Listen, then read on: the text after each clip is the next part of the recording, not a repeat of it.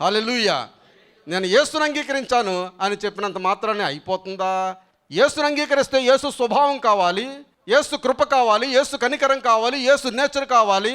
అటువంటి నేచర్ నువ్వు కలిగి ఉన్నప్పుడు మాత్రమే ఆ తీర్పు సింహాసనం ఎదుట నువ్వు చెప్పగలవు ఏమిటంటే నేను యేసును అంగీకరించాను, అంగీకరించలేదు అని నువ్వు చెప్పగలవు. అక్కడ అబద్ధం ఆడడానికి అవకాశం లేదు, అబద్ధం ఆడే అవకాశము లేదు. దేవుని నామానికి స్తోత్రం. అదొక్కటే తీర్పు సింహాసనం దగ్గర దేవుడు అడిగే ప్రశ్న. కాబట్టి ఇలాగ కారణాలు చెప్పి మన ఆశీర్వాదాలు మనం పోగొట్టుకుంటామా?